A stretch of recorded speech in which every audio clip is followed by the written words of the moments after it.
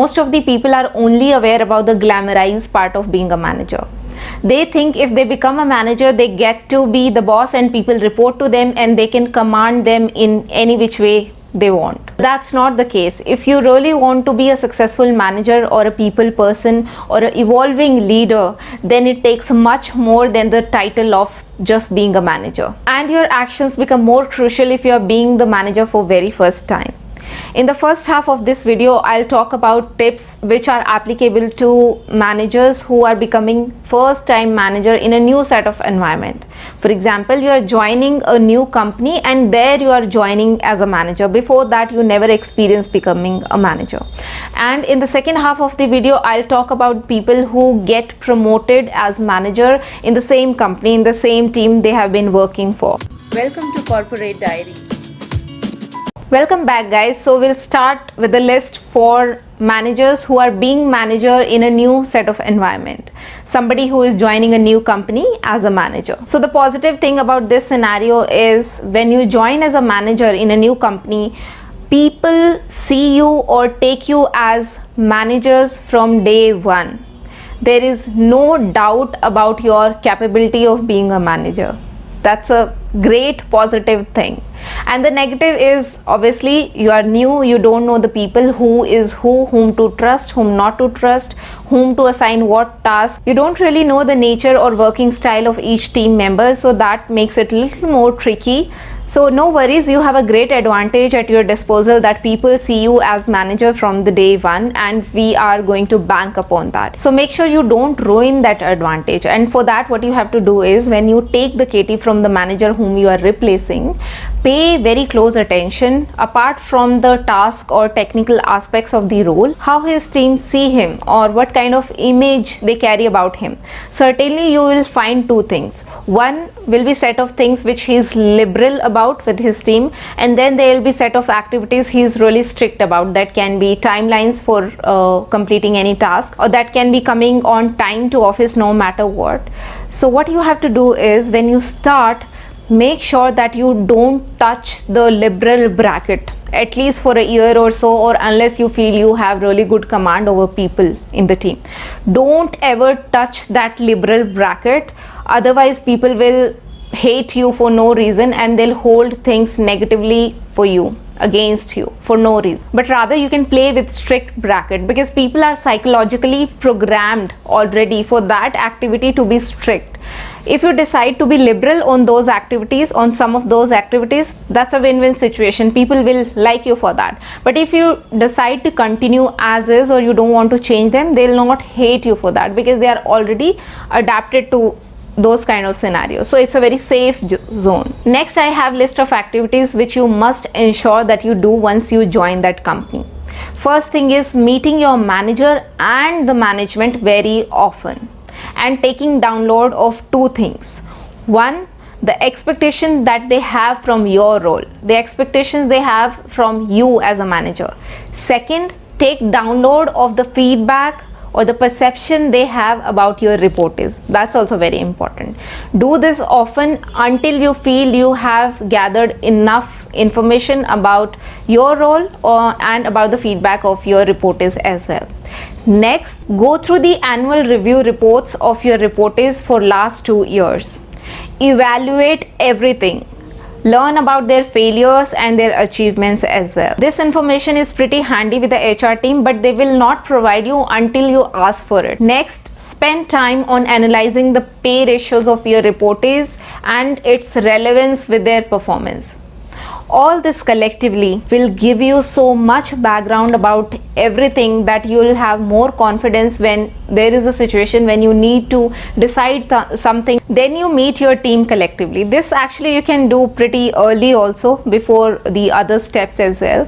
Meet your team collectively, tell them about your background, give them some stories, interesting stories about your professional life, or some of them maybe from your personal life, and talk about your family as well, like 2-3 lines. Don't shy away from talking about your families, because that way people find it easy to connect with you.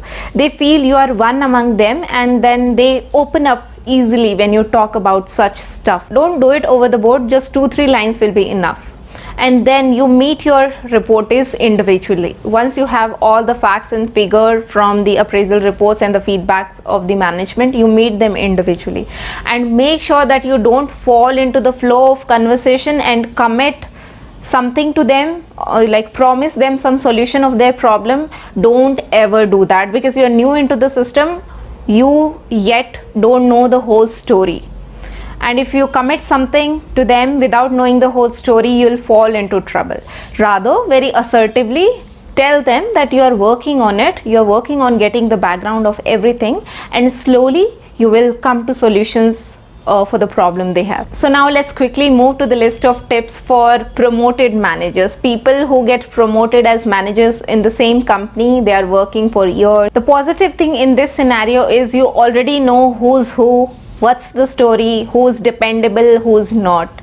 But the negative in this scenario is that people are used to see you as a equal employee, like a peer, and all of a sudden you are now manager, so they are not psychologically ready for it, ready for the change. So there will be a lot of assumptions, lot of judgments, lot of expectations at the same time. But no worries, I'm here to give you useful tips so that we can make your transition to being a manager really easy. My first advice is, don't get visibly overwhelmed with the sense of power, otherwise you will lose the ground.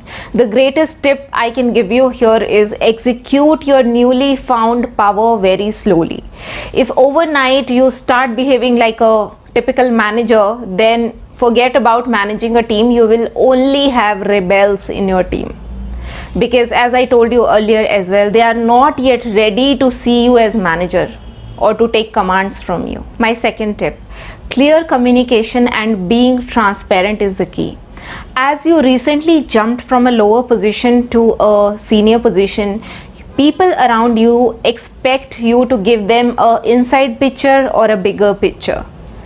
The moment they figure out that there is a gap, there is a miscommunication, they'll label you as a biased person, and they'll label you as somebody who is working for the management or who's only working for the executives and not bothered about his team members or reportees. Tip number 3, practice inclusion. Whenever possible, try to include your team members in the assignment or task that you are expected to deliver, so that they have a sneak peek into your work, so that they know that your role is not only about commanding them.